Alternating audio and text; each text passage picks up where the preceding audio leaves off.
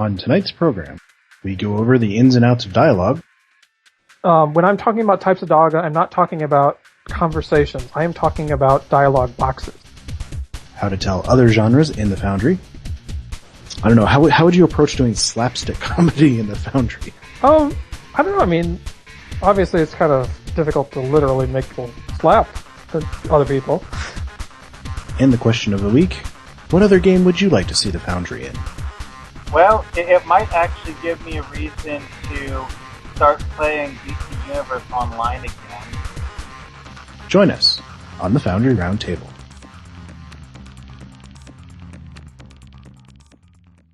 Hello and welcome to episode 29 of the Foundry Roundtable, the podcast exclusively covering the Foundry for Star Trek Online. I'm your tame Foundry author, Drogon1701. With me is Rigelian Zookeeper Greendragoon. Get your Rigelians right here, Rigelians, free from the zoo. And Dorian Dairy Manager Markhawkman. On Endor they use bugs for dairy. And Cardassian Vole Wrangler Hippiejohn. I'm very good at my job. And we start tonight with some Foundry news. This afternoon, in fact, this being Wednesday, Bran Flakes announced the 8th challenge. It's going to be time travel, which I think is cool. I love time travel stories. It's exactly my kind of thing. Definitely a favorite topic in the Foundry. I think a lot of us have actually already made a lot of time travel missions. There are a number. Yeah, I've made one myself. I mean, that's what the VAT mission that I made was about. Yep. So you've made one, Hippie, you've made one, I've made one. So, Greendragoon, where's your time travel mission? You don't really know what happened when you went to that wormhole, do you? This is true. We could have been sent 5,000 years in the future. We were sent 5,000 years. It's obvious. You're not across the galaxy. That's all that's left of the Federation. Oh my god, it was Earth all along. Now, we have to say that some of us don't really think it's a good idea to have a challenge at the moment, given the long load time bug is still there. And as we find out today, there may be a trigger for it with costumes and not just that right side menu. There's multiple triggers with costumes. Well, with costumes, what I noticed is that you're editing the costume in that bar on the right-hand side of the screen, which is the same bar that you would drag and drop things from when you're placing objects on the map. It doesn't seem to do it all the time, though, which is confusing. No. It's confusing, I think. And so here's the thing. I'm going to be completely. I think it's a bad idea to have the challenge right now because the editor is not fixed. I think you made the metaphor in your response to the forum threads something along the lines of you fixed the leak with duct tape when what you really need is the plumber to come install a new pipe. That's kind of what the workaround really is. And admittedly, this new thing with costumes sucks. But if you know that it exists, and that's the problem that I have with the challenge right now, is that not everyone knows that the workaround even exists, or how it works, or how good it works.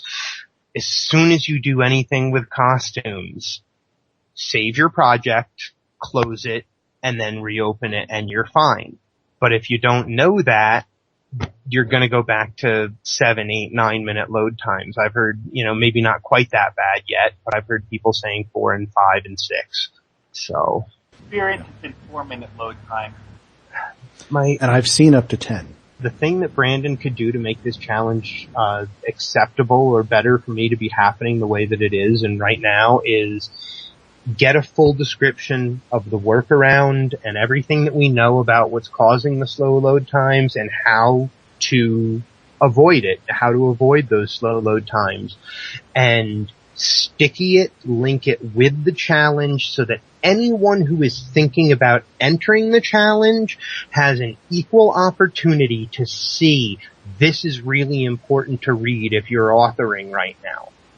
That would make me very happy. I think that's a good idea. Actually, that would make me very happy. Because it's not.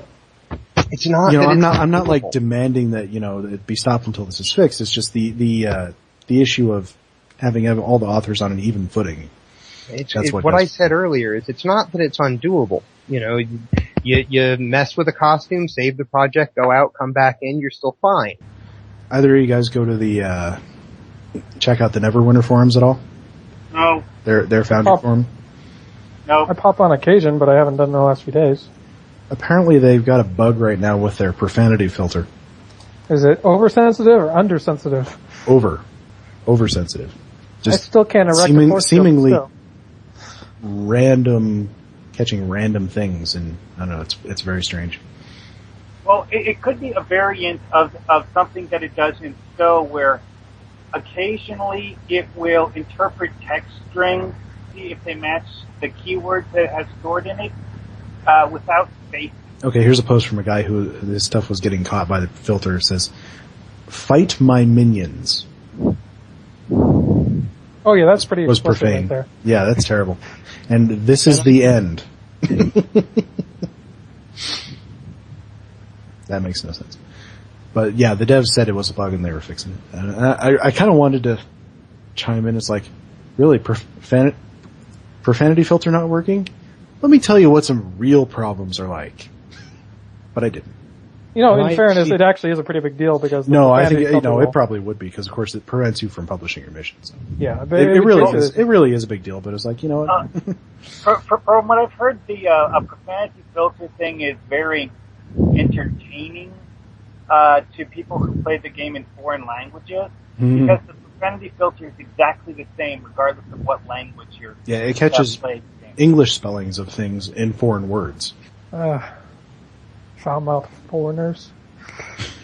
All right, well, let's see. Anybody else have anything to say about the challenge? I mean, generally speaking, I love the challenges. I love playing the missions, and I love time travel. So, I mean, other than my issue with doing it right now, I got no problem with it. Yeah, I'm gonna play devil's advocate on that just a little, and say that Brandon's job as community manager is basically to keep interest going into the game, and part of the way he does this is through these various events. So it's occasionally just one of those things that, as he doesn't know when the fix is going to come through, so he kind of has to soldier forward. So as much as some may like to, just kind of hold everything off until the Foundry is the way we want it, it's probably just as well that he does keep at least some focus on the Foundry. Even for our sakes. Well, I think the better way to do it would have been which he is doing, is to pick up again with the spotlights. Because, there's absolutely no problems right now with playing Foundry missions. The problem is on the editing side. Yeah. And so I don't think it's a good idea to do an editing contest when editing is screwed up. It's not 100% screwed up, but there's an issue. Oh, if this mission ends up with a lot of very low entries, it probably will be a sign. But will that be a good thing for the Foundry overall? It's not something that will have any long-term impact on it. At the very least. Yeah. Well, and I guess we the seriousness of the situation. He said he's pretty much said, well, we're doing it. So, what he did say is he hopes they'll have this narrowed down in a couple weeks, and he will extend the deadline if he feels he needs to. And he says, at the very least, he'll give this time while it's still going on for authors to prep storyboards and script things and that sort of thing. He's soldiering on, like a good little community manager. Well, I always admire that about him, that he is able to do that. We're basically waiting on. As far as I can tell, we're waiting on the core team to get around to fixing it, or at least narrow it down and fix it. So, we've been waiting for 3 months for him to do that. Yeah, and it probably doesn't help that they're also pushing out a major update to the Neverwinter Foundry at the same time. That was going to be my second piece of news, actually, because there's something that came out in the last day or two that they're getting over on Neverwinter, which is tags for missions, such as, combat heavy, story heavy, that sort of thing. I'm not sure exactly how it's going to work yet, but that was in their patch notes, their update notes. They're getting that. Yeah, this is actually something that we've kind of known about for a while now. I mean, they haven't exactly been secret about what's coming to them in this update. But I still love how the update was phrased, the screenshot that I saw. It says something about you asked for it and we delivered, which obviously we've been asking for that one for years over here. Yeah. We might get it. We probably will. I mean, at the moment, I don't entirely know how it's going to work. I mean, if it just ends up being like everybody puts in a bunch of custom tags, I don't know that it's going to improve things. No, I have no idea how it's going to work either. So I almost want to say, that there is some merit in seeing how it goes with Neverwinter before they foist it on us. So Hippiejohn is in the middle of a big lightning storm at the moment. We hope he will be able to rejoin us with his voice later, but he's in the chat room listening to us talk. So why don't we move along to what we've been working on? Greendragoon, go for it. So, a large portion of this weekend, which is when I usually work on Foundry, was taken up by the fact that Gen Con was happening this week in Indianapolis. And this was the first chance first time really that I had gone to it. So, that was a new and wonderful experience. But as a result, I haven't been doing too much in the Foundry. That said, I've been able to spend a little bit of time. I've been working on kind of finishing up my Jeffries tube system, as well as kind of making updates to the existing Jeffries tubes to kind of match it to some of the style changes I made. I've also been working on the last map, which is a space map, one of the few space maps, and been trying to figure out the scene that I want for this. And originally it was going to be like 2 stars close up. I was going to use gas giants for stars, and then just use the space lighting to kind of make them glow with a bloom effect. Unfortunately, the space lighting is broken and has been for some time, and there's no indication that it's going to be fixed anytime soon. So I've kind of had to scrap that idea. In fact, a little known fact is that part 1 actually, the binary star, the Nibirus ray is near. Actually, the stars used to be much closer as actual bodies. Unfortunately, I had to pull them when the space lighting broke, and then just put in those distant stars to fill in. But I've been trying to figure out what to put in this place, and so my second choice has been a black hole, trying to recreate a black hole using like nebula and a spiral pattern. Unfortunately, the black part is giving me troubles, and I haven't quite figured out how to make the hole. Ideally, it'd be some kind of sphere, very black sphere, but we don't have anything that's dark enough, and so I've been trying to like expand the middle to make it in a hole, but nebula are thick enough that you can't really see the hole unless you're like absolutely on top of it. So I haven't really figured out what to do about that, and I'm teetering between moving on and trying to find some other interesting stellar phenomena to base this last map around, or what. But that's kind of been my struggle this week.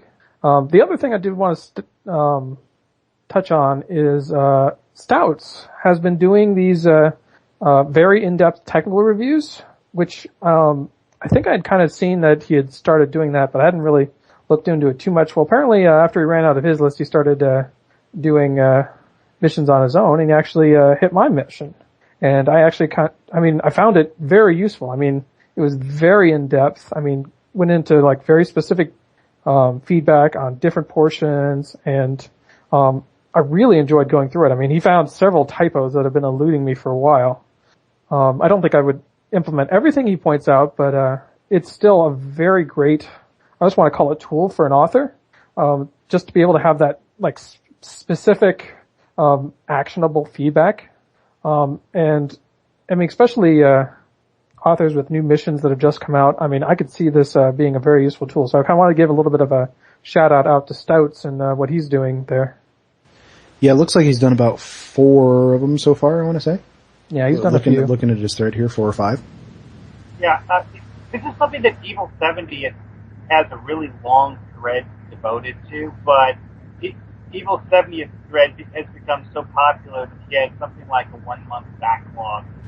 Yeah. Yeah, and I think he went through a period of time where he was pretty busy with personal life stuff. So I mean that sort of delays getting all that done. He has quite a backlog at the moment. But, you know, I absolutely love these, like, text reviews and things like that people have been doing. Yeah. I mean, this is, like, even specific. This is, like, literally specific notes he makes as he goes through the mission.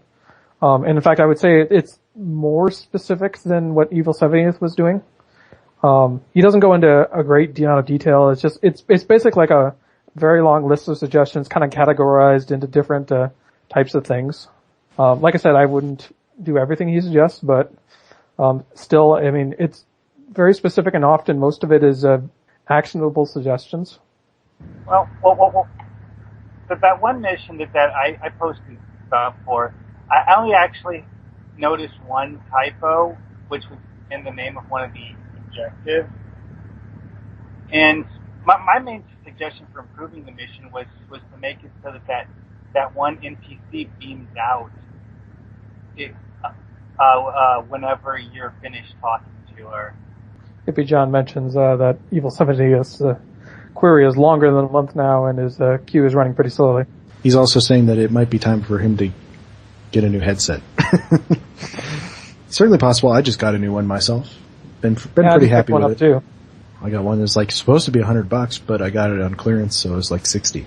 All right, Mark, what have you been working on? Well, I started the early conceptual stage for a mission called Adwaita Incursion, which is a mission about a transdimensional crossover from a completely different universe.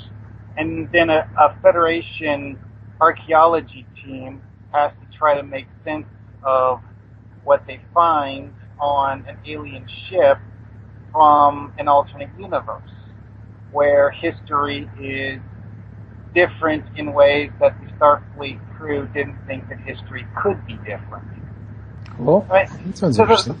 The basic core of the mission is going to be, contrasting the histories of the two different timelines and having the Federation people try to make sense of it. Well, I love a good alternate universe or alternate timeline story. Some of my favorite episodes in Star Trek do that.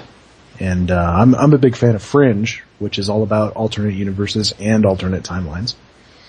I think it's a fun thing to explore. And it allows you to do some things that you couldn't in the normal timeline, as we found out with the last couple of movies. Yeah, so the Vengeance, that particular monstrosity would never have been built in the regular timeline. No. I'm not sure I quite buy it being built into the alternate timeline. It's funny though, because like when I see pictures of models of that ship and pictures of like the concept art, I like it a lot more than I did when I saw the movie.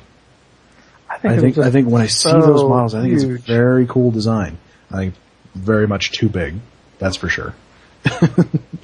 But I don't know. Sci-fi writers and scale is an issue that is very common. There's a TV trope that says sci-fi writers have no sense of scale. You just write what's cool. Well, it's true more often than not. Mm-hmm. Of course, I was talking to, who was it, Chooch99 over Twitter one day, and he was saying that actually some of the original series designs were a bit too small, or smaller than what they should have been, to actually have, the right sized shuttle bay, for instance. It was too small to have that. And they were finding these things when JJ and company were making the new Trek. That's why they're so much bigger. I don't know. I haven't gotten it on my tape measure and tried it myself, so. That's actually something that's been pointed out several times over the years, that if you look at the size of the shuttlecraft that the original Enterprise launched and the external size of the hangar bay, and then compare that to the internal size of the hangar bay, it just doesn't add up. I mean, there's been how many manuals and technical charts that have made of it since then? Many. So, I don't know, scale's always been sort of an iffy thing throughout. I mean, what is it with the Defiant? There's like 3 or 4 different accepted measurements, depending on which episode you're watching. Yeah. And what you're comparing it to. if you look at the Defiant in First Contact, it looks about the size of one of the Enterprise D's working cells. It's, I think, one of... Because there's a whole big thread going on in the general forum about, and this crops up a lot, about scale, especially with Deep Space Nine, because Deep Space Nine is scaled far larger than it is on the show. Not that that was entirely consistent either. Yeah, well, that was a design choice by... When you're working with models that are of different scale, their relative sizes to each other can be screwed up. The size that it had in the show was something that honestly felt too small. Because, I mean, it's equipped so you can have, I think, 9 different ships dock with it. But, Well, Taco's response to it was that, Taco Fangs / Tumor Boy, was that they actually had made it the right size back when they were first building the game. Obviously, he wasn't here yet, but, I mean, he must have asked somebody. They made it the right size, but people in testing thought it was too small, and it just wasn't fun to fly around. Yeah, that's the thing is you couldn't fly around it. Mm-hmm. Yeah, because the way the game does it is that when you leave Deep Space Nine, you spawn at an area directly above the central hub. Yeah, right in between the pylons. The smaller version of DS9, there's only room for 2 or 3 ships there. So once it started trying to spawn like 8 or 9 different people would get pushed out of the space station. Yeah, that was definitely a choice of logistics. Gameplay over reality. Well, quote reality, because we're talking about something that's entirely fictional here. So we wandered off a little bit. Just a little. I will say that I really have not gotten into the Foundry very much, more than just in my head thinking about things and thinking about how to build some maps. So we'll just go ahead and move on. So let's do some mission reviews. Mark, start us off. Well, mine is a mission called Bloodthirsty Enemies by Amahood. In this mission, it's a continuation to a previous mission, and I didn't play the previous mission, so certain parts of the plot were lost on me. But in this mission, you need to find out, basically, sorry, I forgot. It's a KDF mission, and I need to mention that for starters, otherwise people will get confused about why you're fighting Starfleet. Anyway, so in the mission, you find out that somebody has put out a hit on you, more or less, and you hunt them down and take them out. But when you do that, you end up finding out that it was a trick, and they really wanted you to come find them so that they could stick their vampire allies on you. Yeah, he came up with some sort of vampire race that, well, it looks like the person died, but it's one of those cases where probably not. Anyway, so what it is the bad guy in the story is a Ferengi who is allied with Starfleet. You need to find the guy and kill him, more or less. So, you had pretty straightforward up until the part where the vampire guys show. After that, the story gets kind of weird, but in a good way. I don't remember how it ended, so I can't quite comment on that, but overall I thought it was pretty good. Yeah, Hippie says this is the second part to the one that he reviewed several weeks ago. I was thinking about this, and this is not the first vampire mission that's been in the Foundry. Weren't there like a pair of vampire missions early on done by someone? It's certainly possible. I can't recall one. Back when I was working in the Foundry early on, in and amongst watching all those broadcast UGCs, I actually watched Cerberus Films' channel a lot. The one he's got basically playing Foundry videos 24/7 on a playlist. The one that you can link to on the Starburst. Okay. And there was one of the previews, and I've listened to everything on there several times over. One of the previews is that for a mission I think was called like the Vampires of Ryza and My Friend the Vampire. And most of the content on there is like old stuff back from early Foundry. But that's quite old, yes. I've heard of that Vampires on Ryza mission. I don't think I've actually played it though. yeah, So it just I kinda don't know, makes me that makes an interesting topic, because what do you guys think of taking things that are, more like from horror movies and putting them into Star Trek? I mean, it's not exactly the first time it's happened as far as Star Trek goes. I mean, they had that whole Halloween episode in TOS, which was kind of ridiculous, to be honest. Well, there's okay. In TOS we had the Gorgons, we had the Salt Vampires. TOS definitely like to borrow from mythology. Then there was the Excalbians. That was just screwball of fun. We've had a lot of telepath stories about, telepaths that can attack you in various different ways. I don't know, I think Star Trek as a whole kind of treats horror the same way Doctor Who does, except with less humor. You can do horror, but you kind of got to explain it by the end. You got to have sort of the science explanation of it. Yeah. Oh, there was that episode of TNG where Dr. Crusher finds out that there's this weird sort of cyanoplasmic entity that has been feeding off of the people in her family for centuries. And it was kind of like a ghost story, but there ended up being a scientific explanation for this ghost. Well, yeah. The explanation, though, gave you more questions than answers, because the way the explanation was worded made you wonder how many more of them were out there and why this is Hey, maybe there's a Foundry mission in that. I mean, even Cryptic kind of got pretty horror-esque with the Davidians. Yeah, a little bit. I still consider What Lies used to be one of the most surreal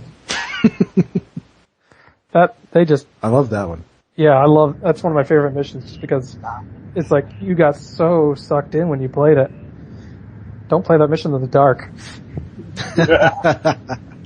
I wish we could do things like that with the lighting in Control of Lightning. In STO. It's high up there on my list of wishes. In the Foundry. There's a whole thread about that, actually, is, how to do sort of horror elements in Foundry missions. And that was the thing, and I kind of went back to the game Unreal, which is from like 10 or 12 years ago, where the first time you encounter the big bad alien, it's, you're at the end of this long hallway and the lights shut off in a pattern towards you, and then, you hear this big screech, and then suddenly it's coming at you. So the encroaching darkness. Mm-hmm. And, unfortunately we can't do that in the Foundry. Not exactly. Yeah. So we'd love to have stuff like that. I will say that I'm building a custom interior in the black space of an interior map, and that is pretty dark. I mean, you got to find some specific lights to get some brightness in there. Yeah, those. And if you go for some of the darker backdrop, it can get really dark. Now, you couldn't have lights switching on and off unless you use one of the like the candle lights, which there's only a very few actual light emitting objects. Which space map was that again? The interior maps. Which one are you using? I am using one of the caves. You're building in the black space. Well, I mean, it really depends on the backdrop you use. All the lighting is attached to the backdrop.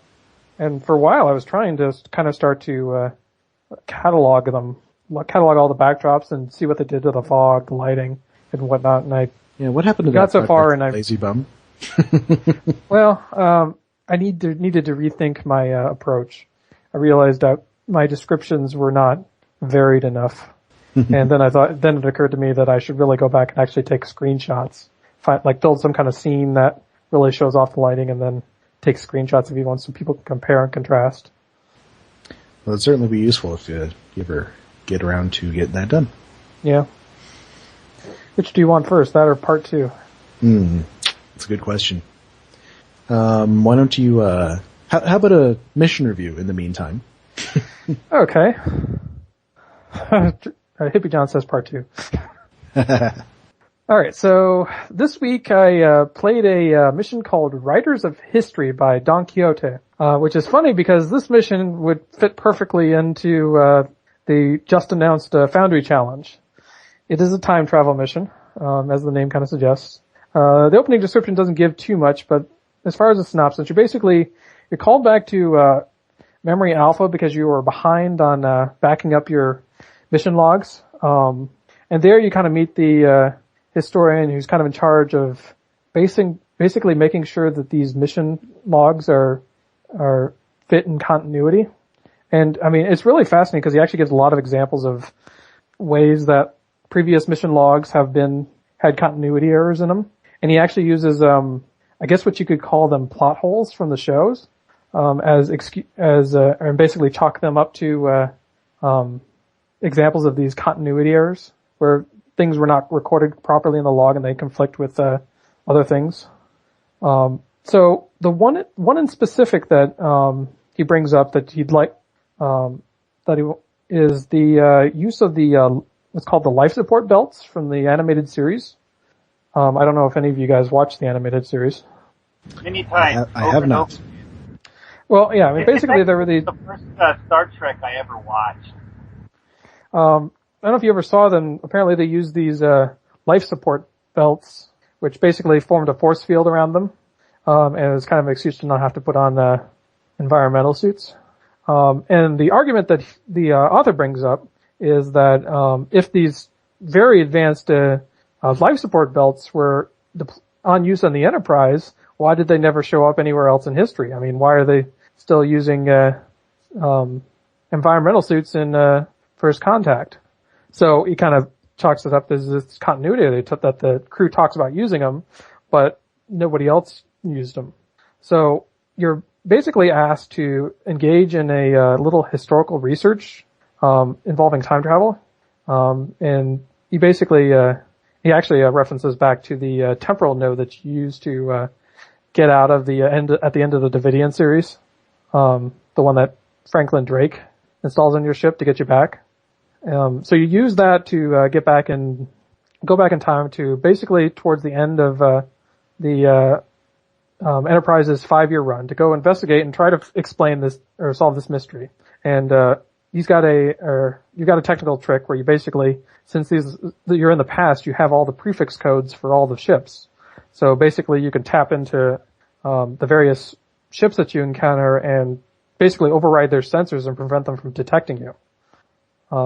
So you do this, you end up following the Enterprise on its way back to Earth at the end of its mission, 5-year mission, and you basically get in scanning range and find that you're picking up Borg signatures. And this ends up becoming with this, your crew is basically freaked out that Borg are in the past. So you end up going around trying to search for a Borg cube, can't find a Borg cube. You then head back to the Enterprise, start to try and deal with the Borg signatures you're picking up on the Enterprise. So you end up beaming aboard the Enterprise, kind of trying to avoid anybody who might notice that you're out of place. And you end up finding that there are no drones per se on the Enterprise, but somehow nanoprobes have made its way into members of the crew. And the rest of the mission is basically you trying to first figure out how these nanoprobes got into these crew members, and they've slowly kind of been assimilating these crew members from the inside, and they haven't been totally effective. So the crew members really don't fully realize what's happening to them. But basically trying to repair all of this damage. And it ends up that you end up kind of, I would say, causing some ruckus. You don't destroy the Enterprise, but you come pretty close to it. A lot of it seems a little bit over the top. I'm avoiding the ending to not give anything away, but it's a pretty packed plot and it's a little bit over the top, but at the same token, the author is actually really good about connecting all of his dots. So, I mean, nothing is mentioned or there's no out there details that don't actually end up being resolved by the end of the mission. And it actually ends up being like a very fun, very big scale mission, a very packed mission. But like I said, token, it's actually very in-depth. I mean, he makes a lot of reference to stuff happening in the shows. He's very good about his Trek references. I mean, he actually ends up coming up with a excuse that wraps all of this together, including your original reason for why the life support belts no longer show up in the outside of the animated series. But I mean, like I said, I mean, this was his first mission, but it's a very good first mission. I mean, it's pretty clear that the author is definitely dabbling with a lot of Foundry tech. I mean, there were a number of scenes, for instance, where you're at warp, where he does the warp effect, plays around with triggers and stuff. I mean, it's definitely he's definitely working his way into the Foundry, and I mean, my only recommendations for him would be there's a few things that could use some polish. I mean, just to kind of clean up the seams and really pack everything tight. But I mean, otherwise, I mean, it's I definitely would consider it a solid mission, and no qualms about leaving my Foundry tip for this one. Sounds good. Let's see. I unfortunately did not get to any of the missions in my queue this weekend. Through sheer laziness, I can assure you. Sure, you weren't at Gen Con 2? No, I don't have any good excuses at all.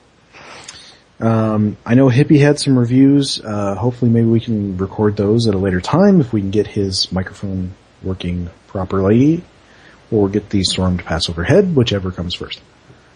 So, discussion topics. Greendragoon, why don't we start with the technical topic?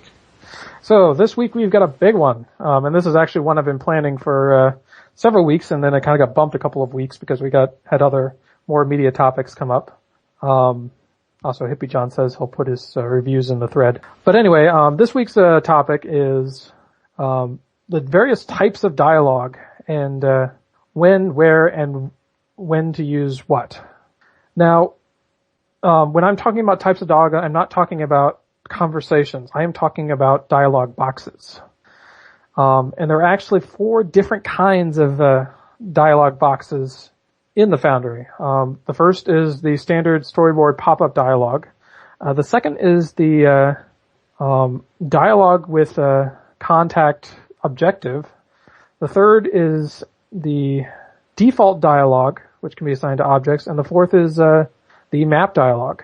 And it's kind of important to know what all of these different map dialogues do, because they all have different strengths and weaknesses.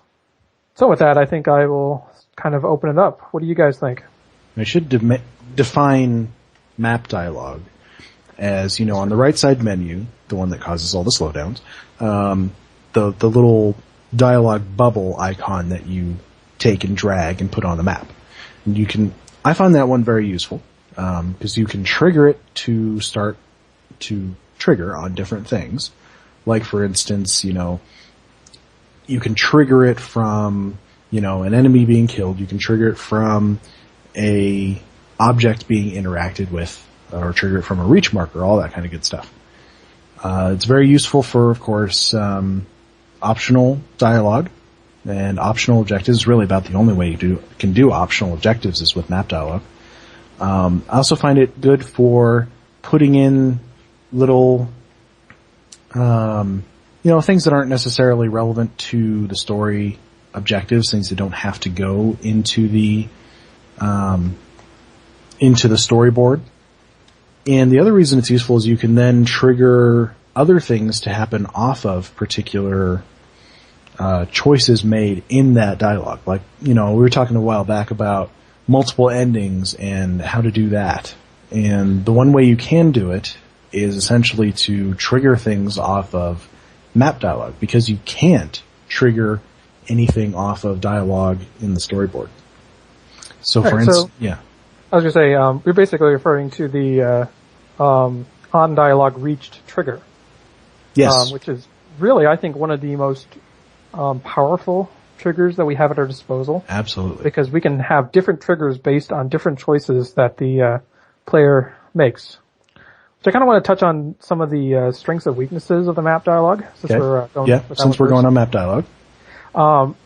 first off, it's one of the only triggerable dialogues that doesn't reside in the storyboard. And it's also one of only 2 map dialogues that can have a failure, or can end in a failure, where basically it reverts and you have to click it again to start over. Now the downside to this, in comparison to the other one, which is dialogue with contact, which we'll talk about in a little bit, is that when it minimizes down to this ops button down over on your along the side on your interacts. So unfortunately, if you, for instance, trigger it from like a console, you don't re-interact with it by going to the console. You have to know that this little ops button that's sitting down there will reopen your dialogue. And unfortunately, in most cases, this is kind of an annoyance. Although recently I've been come up with a way to make use of that. I've been kind of playing around with the idea of persistent dialogue boxes, where you keep going back to the same dialogue to communicate with people or change different things.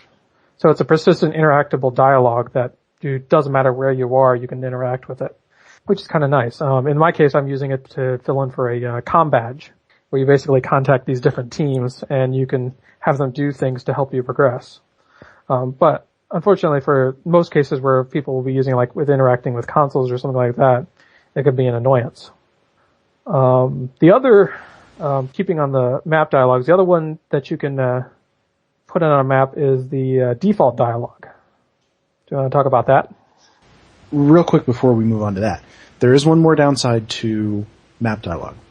Now, any dialogue you put in the game will wait to start until you're out of combat. Now, this can be a problem with default dialogue because, of course, it won't. Your objectives might progress, but if you're still in combat, you might get some dialogue that won't start until you're way further along than you wanted the player to read that. Yeah. And that's actually another point. Another limitation is a map dialogue cannot directly be triggered by a reach objective or objective complete or objective in progress. Those options are not available for map dialogues. That said, you can still trigger a map dialogue from an object that also is triggering a objective. In fact, you can do it from NPCs as long as the NPCs already have a reason to be interactable. So, moving on to dialogue with, or default dialogue. So, default dialogue is kind of the most limited of them, and it's one of those features that I think kind of got half implemented. You basically can tie a dialogue box to any object or NPC that you want. This is really nice, especially if you want to have repeatably interactable consoles or something like that, or have like a data pad that you can go back and reference to at any time, or even things like optional dialogue. Unfortunately, at least in the case of objects, the interact button will always show interact. There's no way to customize this like there would be if it had been triggered from the storyboard. And unfortunately, I mean, this can be kind of a limitation, especially if you have a number of these default dialogue objects near each other. You'll just be presented with a bunch of interacts. And of course, I mean, it takes you a little bit out to see an interact button versus a read the pad button.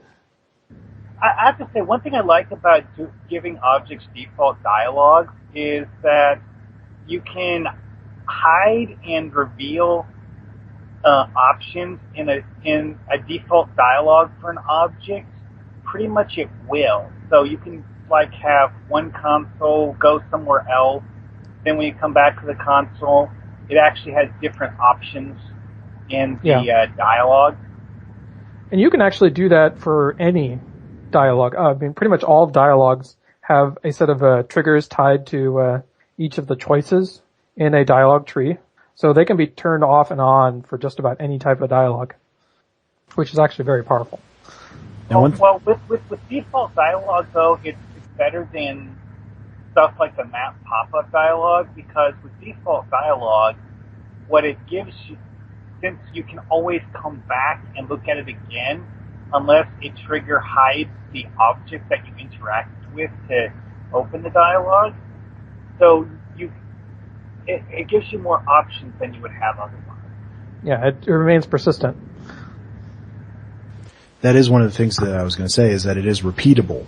The default dialogues, whether on a player or an object. So you want to make sure that it's something that you don't mind if the player sees it again.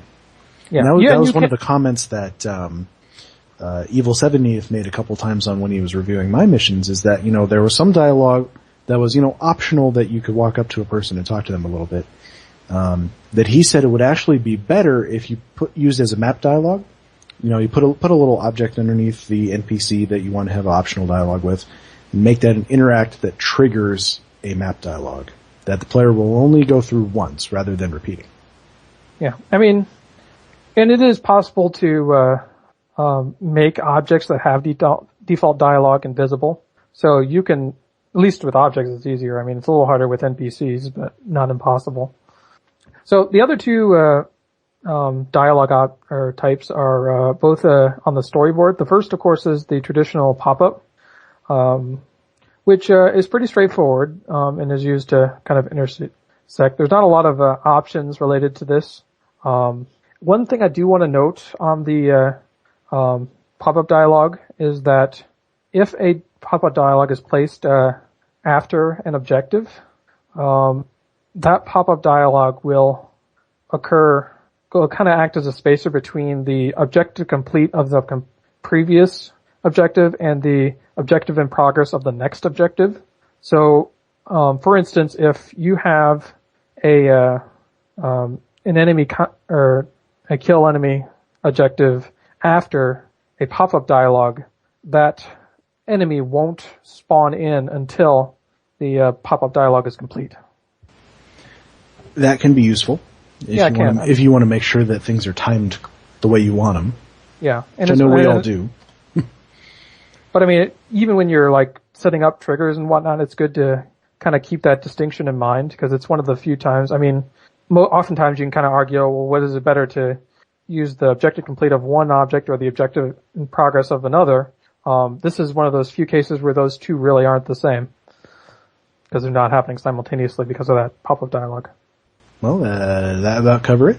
The last one, of course, is the dialogue with contact, and this is probably the second most useful dialogue, and this is the other one that can have a failure objective. And it's also the only one with a failure objective that actually remains tied to a specific object, or in this case, an NPC. And I mean, it can be very useful. In my mission, I wanted to have that feature for a console or a couple of props that you interacted with, and so I actually ended up reskinning NPC contacts as props in order to kind of get that functionality in. Of course, the downside of this is that the interact text is set by the engine, not you, and it'll basically say talk to insert the name of the NPC, which can be a problem if you're using one of the prop NPC costumes. And I ended up getting around it by naming the NPC science officer about field emitter. And so whenever the interact would appear, it would be talk to science officer about field emitter. Fortunately, it also kind of brings up some questions about why I have an NPC's named science officer about field emitter. It's a very good question. Yeah, well, there is actually a fifth type of dialogue that the Foundry had very briefly on Tribble, and that is the dialogue with object. This made a very brief appearance on Tribble for testing and was actually pulled because it was only somewhat functional. It was missing a lot of the options, wouldn't do anything.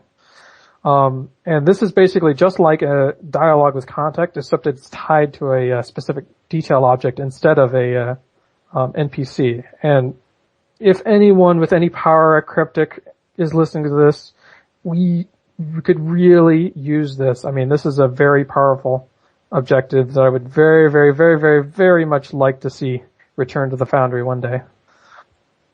I would definitely agree. I mean, if you want to do like computer consoles that have lockouts or puzzles, I mean, this thing is a gold mine for puzzles. Anything where you want to be able have the player have an option to fail. The other thing that I would say about dialogue is that I would encourage people to type in the names of NPCs in that field where you can do that. Yes, I find that very useful when I'm picking up a player's mission that I've never played before to know who's talking to me. Yeah, Get to know the player. I'm kind of curious because this kind of came up last week. What are your thoughts on the title for bridge officers? I don't mind when that one's not there. And I'd say if you're going to do something like your science officer or science officer, something like that. Because I mean, I would always leave it blank, but I was kind of surprised to hear that not everyone thinks it should be that way. So I'm just kind of curious. Pretty much the only option to leaving it blank would be put in something like tax-based or something like that, because, well, there's just not. You can't put in an actual name. You have to put in a description of the bridge officer in question, and it needs. Yeah, it's more a description than a name. Hippiejohn says he likes your insert career path officer. No, what he says. He says your XXX officer, and I like that one too. All right, so let's see. Moving on to other discussion topics. One thing that I was gonna sort of throw out there this week is ask you guys sort of, well, what things keep you out of the Foundry? What things distract you? What things, do you get annoyed with the Foundry and you're like, oh, rage quit, I'm not going to do this anymore for a while, things like that. Because I've run into a weekend or two here where I've had absolutely no motivation to be in the Foundry, whether for me it's often another game because I play so many. Hippiejohn says women keep him out of the Foundry. We will hope he means date, not his mother. Things like that. So what keeps you out? Well, he can't defend himself. It's funny because when I made part 1, I was unemployed at the time, looking for work, and so I ended up. What really got me into the Foundry was that I turned making my first Foundry mission into a job, and for a time it was my job to make a Foundry mission. And I would work from like 9 to 5, basically working in the Foundry. I mean, there was a lot of me learning it and stuff like that. But I mean, and while I wasn't 100%, or kept at it, but it's still, I mean, I got a lot done. I mean, and I was able to learn the Foundry very well and then, turn around and I think put out a pretty good mission. Unfortunately, since that time, I've actually gotten a real job that pays like money, and I can't do the full-time Foundry author thing anymore. Which by one token, yay, I'm employed again. The same token is like, boo, I can't be a full-time Foundry author anymore. It's really funny because I've only grown to appreciate the Foundry more the less time I'm able to spend in it. But yeah, I mean, work is definitely a big one. Obviously, we don't want to be in the Foundry every waking moment. We do kind of want to pretend we have lives. And so, life can sometimes get in with it. Sometimes I go out and visit family, stuff like that. Yeah, pretend that we have lives. Go to things like Gen Con. That's living, right? Sure. I mean, other than that, I mean, sometimes, I'll run into, issues of I'll get stuck on something. And, that can be a, demotivator. Writer's block, of course. Yeah, it's kind of the technical equivalent of writer's block. And I've found most cases the best way I can work around that is to switch points and work on some other aspect. Mm-hmm. If I can get that sometimes it is just plain old writer's block because we're writing the script. I ran into this a few weeks ago where I just couldn't figure out how to progress in the scene where I was. And it just, once I was able to figure it out, it sort of, the floodgates opened and I was able to work through it. But just plain old writer's block can be tough. Enjoy the highs to get you through the lows. Mm-hmm. But, I don't know, it's all about working towards that moment where you're finally able to publish. And sometimes it can be a rocky road and sometimes it can be easy. I mean, there's been a couple of missions where I was just so inspired and just bam, worked through them in like 24 hours and got the mission done. I could never see myself doing a mission in 24 hours. Well, you're weird. So no, because I mean the majority of my missions take about as long as yours. So I don't know. I mean, once we get to September, it'll have been a full year since I released part 1. Yeah, I've got some that have been sitting in there for that long. My other problem is too many projects at once, and I get too unfocused. It's like, working along on on one project and come up with a great idea for another project, and then I'm working along on that one. The first one doesn't get done. And Hippiejohn's saying you must experience real life to have experiences to write honestly about. And plus watch sci-fi. I was gonna say, I mean, that's how I can do anything in the Foundry, is years and years and years of watching Star Trek. I mean, absolutely. I briefly toyed with trying to do something in Neverwinter, especially when it was bright, new, and shiny and there weren't very many missions in it. I thought about trying to be one of those pioneering authors, but I just don't know enough about Neverwinter to feel like I could write about it. Certainly not on the level I write about. Yeah, I would be completely making up my own canon with Neverwinter. Yeah. I mean, that's the thing. I don't know anything about I don't know anything about Dungeons and Dragons, and B, I don't know anything about the Neverwinter section of that. So, but I mean, even more than that, so is that I use my knowledge and passion about Star Trek to kind of fuel my writing for it. Maybe that's what I do. I need to get back to watching some Star Trek.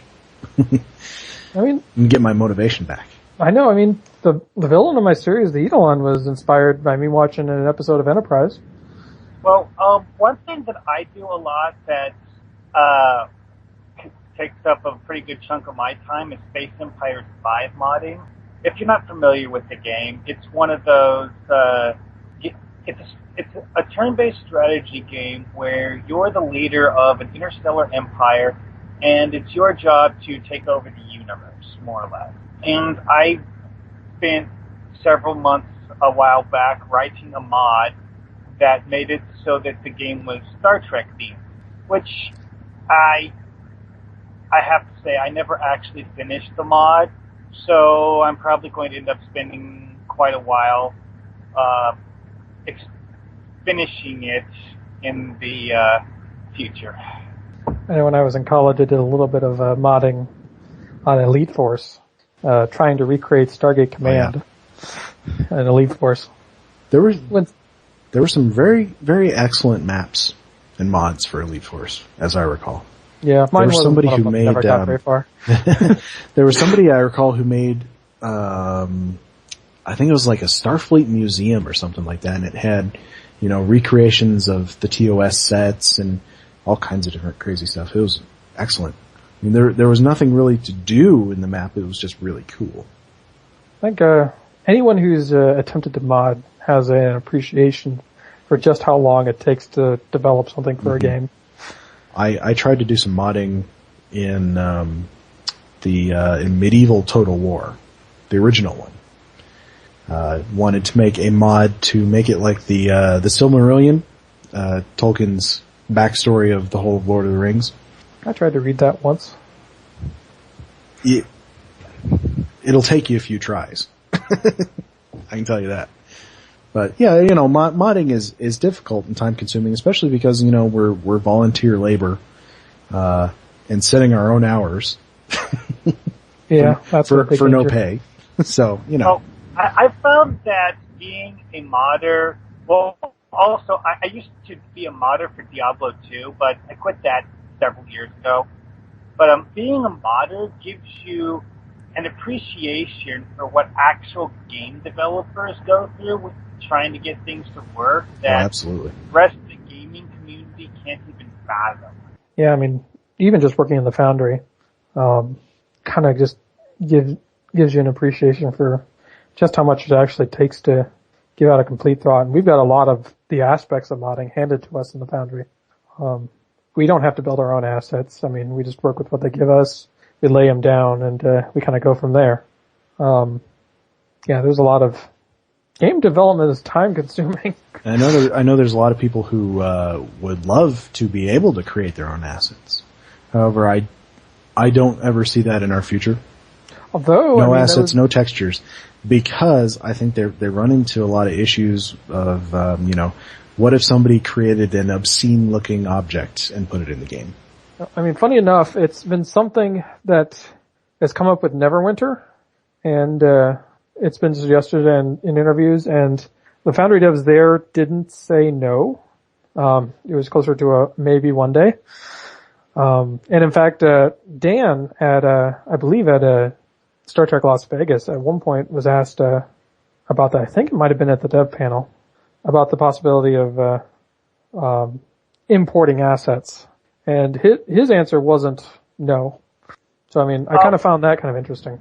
One thing that I thought of that you would probably run into rather often is third-party stuff, because let's face it, a lot of people who are Star Trek fans are also fans of other sci-fi works, and if given the opportunity, they would write Foundry missions about those.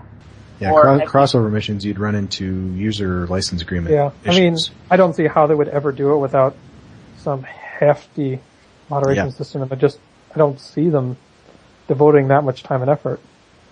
I mean, Well, and of course, for people like me who I have tried to do some 3D modeling and failed spectacularly at learning it, the Foundry is something I can do, where all of this stuff is done for me. I can, this is something I can handle. So I don't need it to be any more in-depth than it already is. I mean, if other people want it to be, that's fine. And if they wanted to make it for you guys, that's fine. So that you could do some models. That's fine. They have some issues on their end to work out before they would allow that. But, if they do, that's great. I wouldn't partake in that part of it myself, but. For the moment, I'm going to leave that in the pie in the sky. Yeah. It's not, the sandwich analogy is something that the forum guys love to use, like I have a sandwich, so how can you possibly be hungry? That sort of thing. So in this case, it's more like, I don't want a sandwich, but if you want it, have it. I don't know, it just probably means that my Foundry missions will take that much longer. Well, one particular, counter version of that has been mentioned in some of the threads that could, uncharitably be construed as whining is,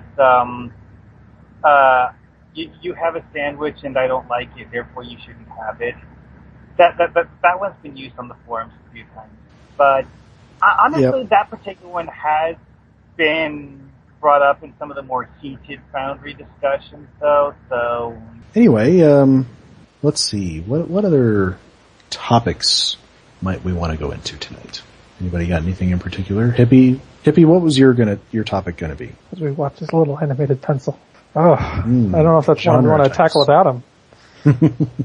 John's kind of our storytelling master. Yeah, we talked about. Okay, so what Hippie is suggesting is the different approaches to telling stories in the various types of genres. I mean, we talked about horror a little bit earlier. Horror is something that I don't feel like we have the tools to tell properly because we can't control lighting very much and we can't control sound. I don't know. I would say this, or what is it, the Mains of Balnar Rune that Alamek made came pretty close. I mean, that was pretty suspenseful. So, how did he do that exactly? I mean, I haven't played that one, so clue me in on a little bit on that. I mean, he does it a lot through story. He's basically, it's a case of where it's suggested and implied basically through the ramblings of a crew member who's basically gone nuts, and done all these things.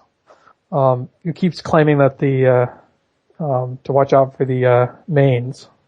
And it basically, you end up going through, you're basically trying to, escape this, base. And every time that you try to make some progress, you're usually either set back or you're, stymied. And it gets to the point you're fighting these, end up fighting these rogue holograms and you're going after to shut down the field generator. And then the holograms keep coming and generally the whole place is pretty dark and, kind of spooky. And it ends up building up into the suspenseful fight to just try and get out alive. all the while having these vague illusions as to what's going on, and it all seems very surreal and very, the stuff that science would say it's just in your head, except that things are going way weird and things are happening that shouldn't be happening. And even at the end, I mean, you're given a choice to try and find out the mystery or do the right thing and save a crewman. And I mean, yeah, I mean, in a way, it's almost kind of a mind game in how it's written. Let's see, and Hippie's suggesting, some of the other sort of genres, like what he's been doing lately with cartoons. Yeah. And the difference there being, of course, you want to do a lot of over-the-top comedy. I don't know, how would you approach doing slapstick comedy in the Foundry? I don't know, I mean, obviously it's kind of difficult to literally make people slap the other people, but you could have people do emotes, although I don't know if there's a slap emote. I don't know if it has to do a Three Stooges physical humor, but by the same token, you can kind of almost do that, like the Out and Costello grade humor, where it's almost it's the who's on first routine. Yeah, the verbal jousting, a verbal patter. I mean, it's all play on words, and it's very and which is of course how many of us do comedy in our Foundry missions already. Is you got to do it in dialogue. Yeah, and I mean, trying to remember if I had any laugh out loud lines in my Foundry missions. I mean, it can even be inserted into more serious missions. I mean, we definitely had some funny dialogue in that, is the Sciences mission we played through. We did. Of course, sometimes the funny things that I do, it tends to be throwing in a recognizable line from something else, which is sort of, it's hilarious in context when you see it. Like, the one that just popped into my mind is not actually in Foundry mission. It's in Fringe, where John Noble's character, he wakes up after being essentially cryogenically frozen in his mind. He's just suffering from some brain damage, and they're leading him around, and the bad guys come up and they're questioning them, and they're trying to slip through the net essentially, and he's just grinning like an idiot, and at one point he waves his hand at the guys and says, "These are not the droids they're looking for." And it's a laugh out loud line because of the context. The context is so seriously, he tosses in this line. So throwing in a funny line is good for any genre, I think, as long as it doesn't detract from the story. I mean, you can also do it where the situation is just so absurd that it's funny. I can't help but think of all of those Ferengi episodes in Deep Space Nine. Mm-hmm. Or even ones like the Magnificent Ferengi. Where it's just kind of, Klingons and fuzzy creatures. So let's see, romance is one that I have thought about. How to do a successful romance in the Foundry. And my thought is, with that one, to make it optional. To make it an optional part of the story. Because you're gonna run into a lot of people who say, my character would never get with this person. For whatever. Yeah. For many, many reasons. So, yeah, I would make it optional. I would rather just, leave it as something that the other characters in the story have, and not the captain. Yeah, it's one of the things that's really hard to have a romance when one of the characters is a complete unknown. Mm-hmm.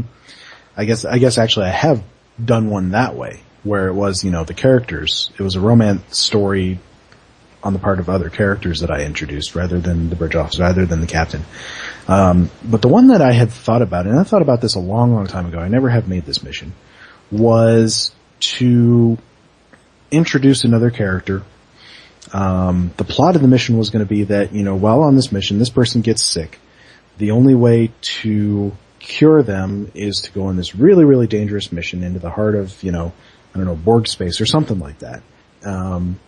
And, you go through great lengths to save them, and you can either go through great lengths to save them because they're a member of your crew, and you're a captain, you would do that anyway, or because you start flirting with them, you start really liking them, and you want them to live because you're in love with them. And, the story would end before you really even have your first date or anything. It's just, the growing attraction. Yeah, I'm not seeing too many romantic comedies in the Foundry, though. That's true. That would be fun. Let's see, the other one is Morality Tales. Which of course is at the very heart of Star Trek. And it's one that I've done. in my Mirror Universe mission is very much a morality, a choice of morality tales. As you either let someone do something good and run a huge risk, or deny them from doing something good and eliminate the risk to your people. So, I like to let the people choose their morality tales. But, you can get in trouble doing morality tales if you want to do things that are referencing things that happen in real life.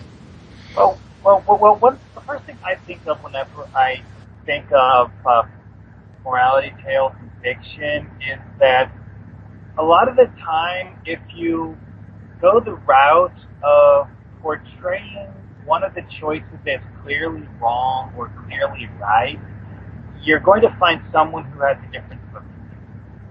And with a lot of the stories I've seen people write, the idea that something was clearly right or clearly wrong existed only in the head of the person writing it. Yeah, that's one of the things that doing a Foundry mission is different than an episode of Star Trek, where in an episode, the characters are the ones arriving at their conclusions, whereas in a Foundry mission, it's the player's character that needs to arrive at the conclusion.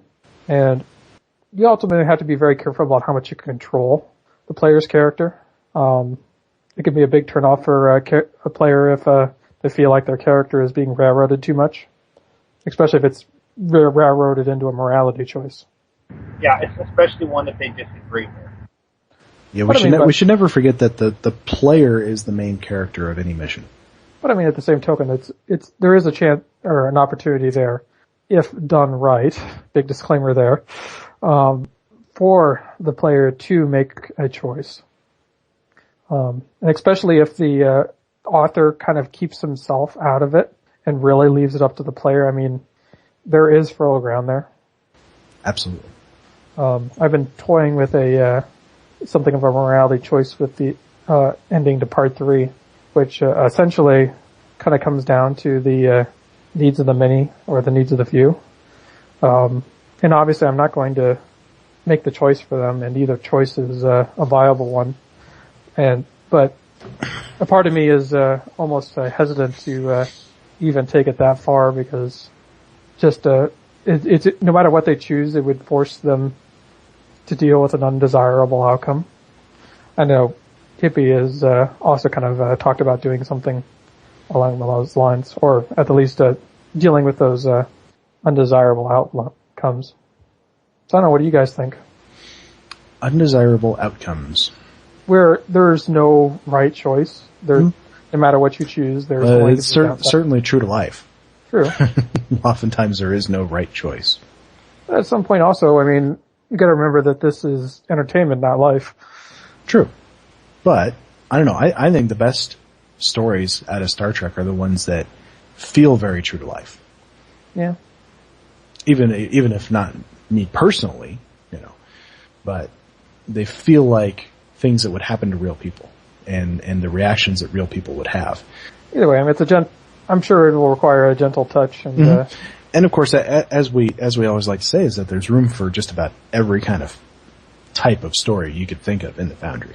Hippie says he loves it, but feel it must be presented carefully in such a way that the hero experiences heroic moments, even if the final moment doesn't feel heroic and like a win. All right, well, I'm going to move on now to our question from last time.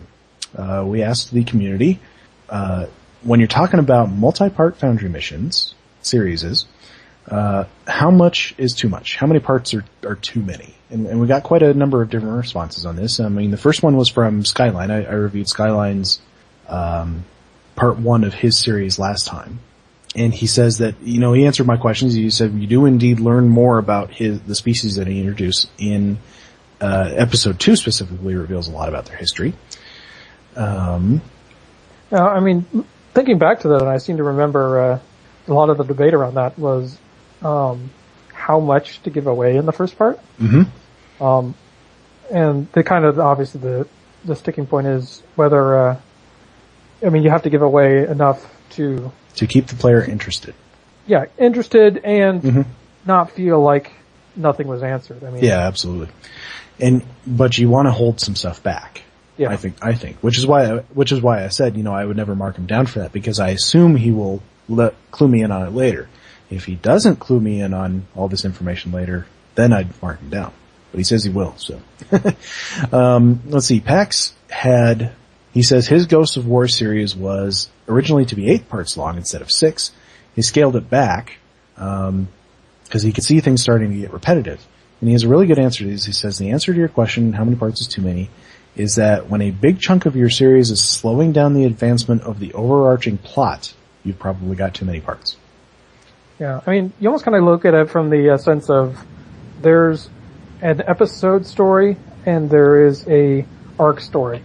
Pax, I read the thing that Pax said, and he mentioned that he stopped and looked at his overarching plot and realized that 3 of these episodes that he had scripted out were more or less the same, just in different locations. So he decided to condense those into a single episode because they were redundant. You definitely have to look at what, not repeating yourself when you're doing a multi-part mission. Yeah, I mean, it's definitely one of the hardships with a multi-part series. How many movies have we seen get made that are like sequels or whatnot that just are too much like their previous parts, or kind of fall into the... Blues Brothers 2000 was a complete rehash of the original movie. Yeah. You don't want to do that. Now, when I was doing my 5-part series, I ran into a thing where I had nothing for part 4. I had no idea what part 4 was going to be, and I needed to figure out what it was going to be, and that took a long time for me to actually figure out how to do it. And one of the things I came up with was to actually do a little bit of a recap, do a scene where you explain everything that's happened up to this point, and I actually got the idea to do that off listening to the commentaries on one of an episode of Stargate, where the director says, when you get to the 4th act, it's a good idea to have at least somebody to spend just a little bit of time summarizing where you've been, in case nobody's been paying attention, in case there was a part of the episode that they missed, or a part that didn't make sense to them until you explained it to them a little bit. I've seen a few Foundry authors who did a very good job of that. I don't remember the name, but this particular individual, he actually put in the mission description, like, okay, this is what happened in the previous installment, and wrote out a pretty in-depth explanation of it, instead of, writing out an actual description for the mission, which, it gives you a pretty good idea as to what's going to happen in this story, even without a proper mission. And, if you do sort of the previously ons at the top of each mission, you might not need what I did. And really, the thing that I did could probably be scaled back a lot, actually. Now, Lincoln in Space writes, he says, how many parts are too many? Personally, I've never played a part 2 of anything, and with our search menu, it's hard to get plays for part 1. As an author, I feel sequels are a risk since people might not want to invest more time in your story. Following parts will never get as many plays as the first. Now I don't know if that's true. It's probably a case-by-case thing, because in my series, I noticed that the middle parts got far fewer plays than the first and the last. And I don't know if I should say they got far more reviews. Now, I don't know about number of actual plays.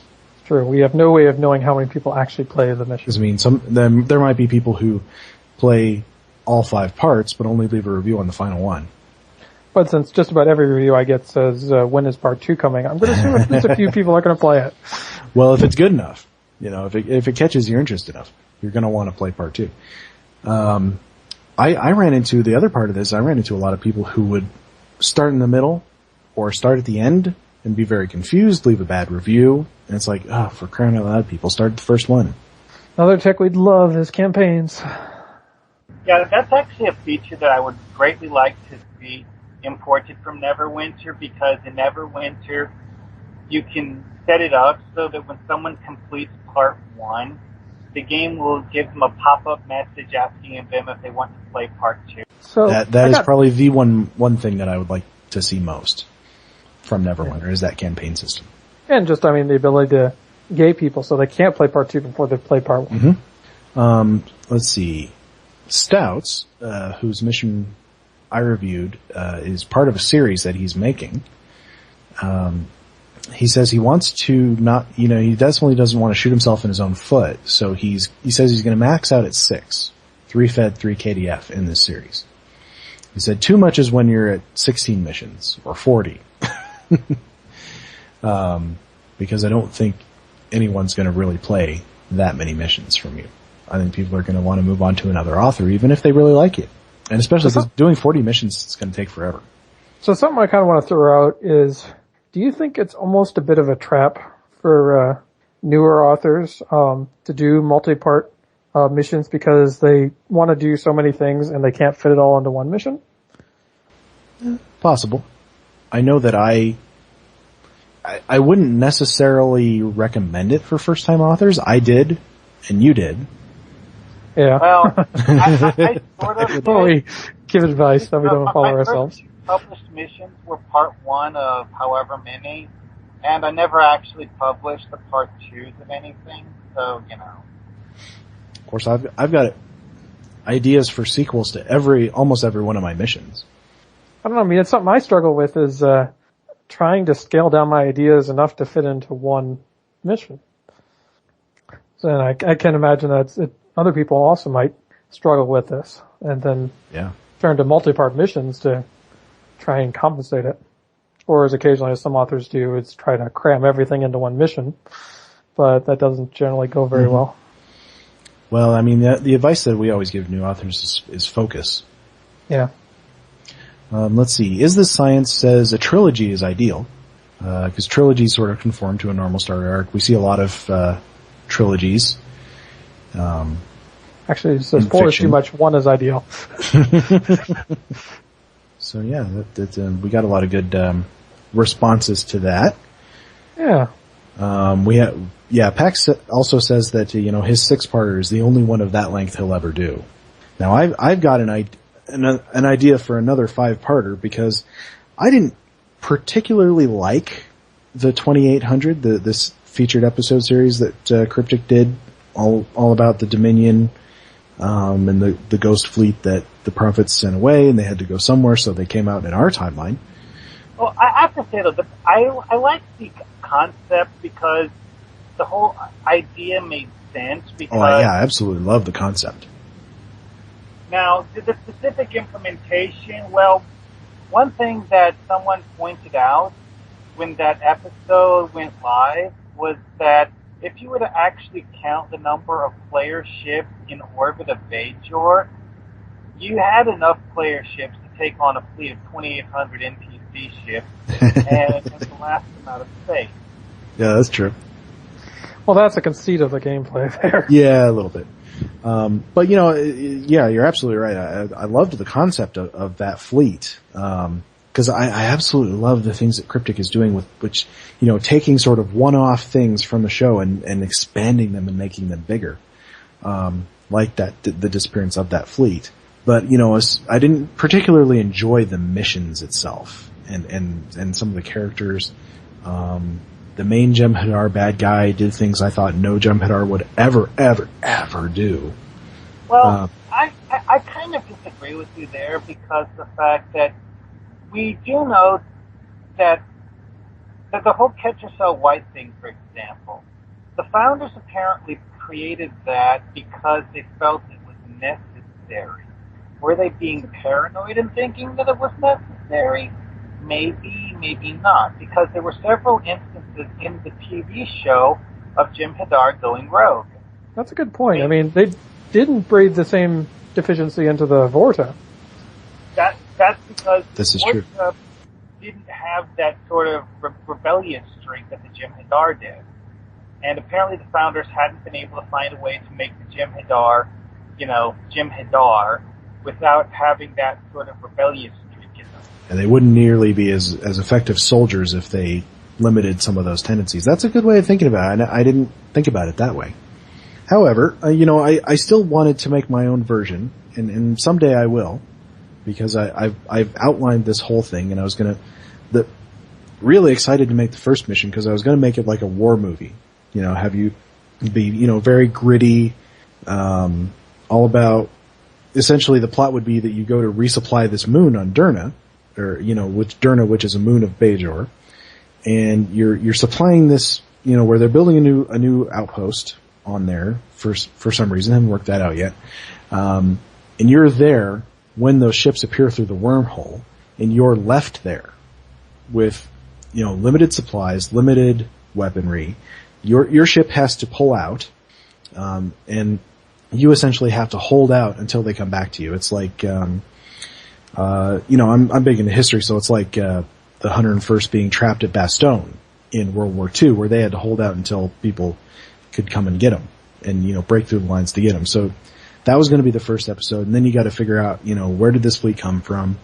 You got to go to the Gamma Quadrant, and I was going to bring back Benjamin Sisko in some way, probably as a ball of energy or something. This is going to be the return of the Sisko, and then it was all going to be, you were going to go find Gul Dukat's son as, the only Cardassian leader who could rally them to your side. This would be the actual Cardassians, not the true way, the actual Cardassian government. Only he was going to be kidnapped by the Maquis, the successor to the Maquis, who was going to be under the command of Tom Riker, who's been freed from Cardassian custody. So, it was gonna be this huge thing. I would love to make it someday. I hope I'll get a chance to. Because Tom Riker, I could see him being, a leadership type. Someone trusted by the Federation, not so much. But the whole thing about Gul Dukat's son got me thinking because, haven't you used him in one of your missions or something like that?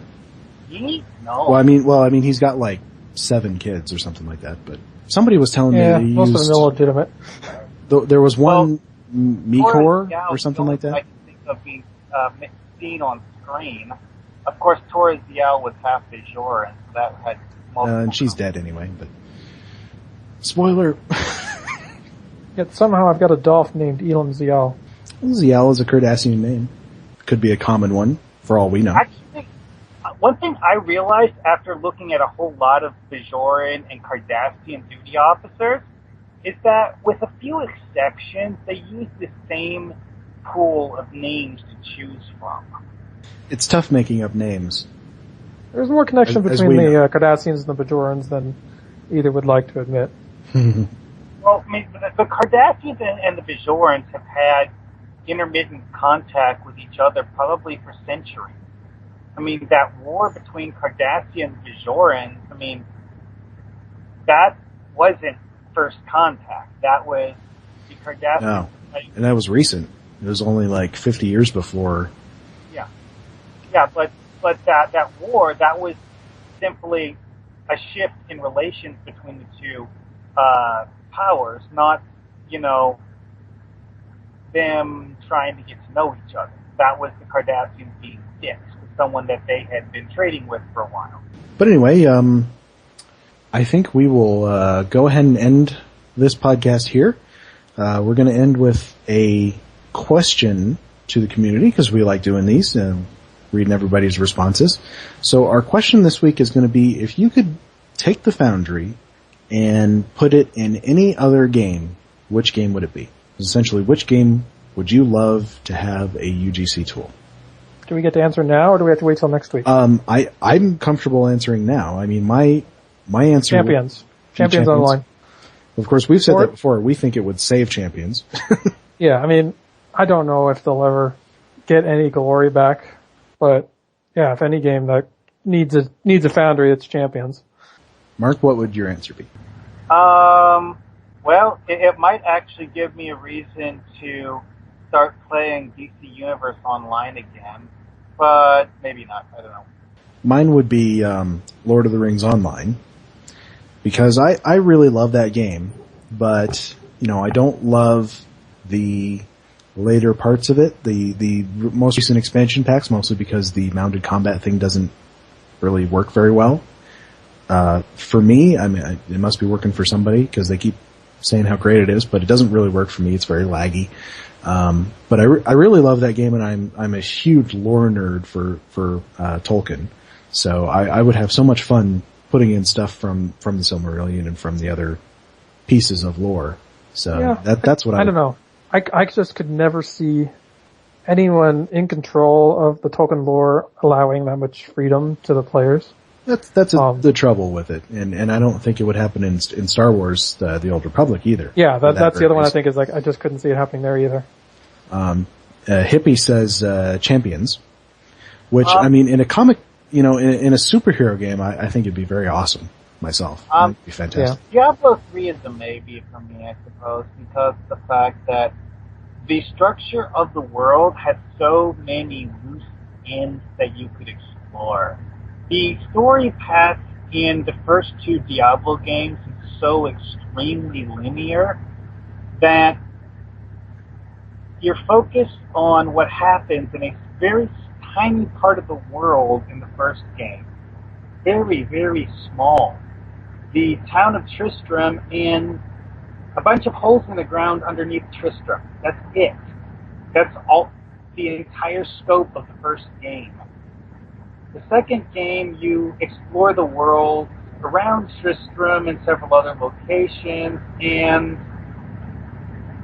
you get a bit more than just the tiny bit that you got in the first game.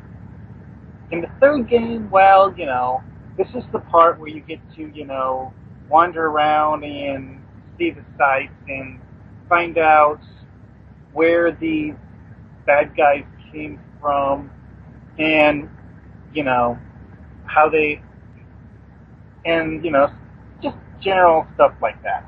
I think Diablo 3 would be a good one for it, because it is almost a 2D game, almost, and it would be really suited for that sort of mix and match objects way of building things that we do in the Foundry. I think that'd be a good one. But we want to hear from the community. What game do you think would benefit from a UGC tool similar to what we have in the Foundry? Not talking full modding tools here, but something similar to what we have in the Foundry. So leave your opinions in our forum thread or comments on the on Starbase UGC. But that'll do it for us tonight, guys. So we'll say good night. All right, good night. Good night.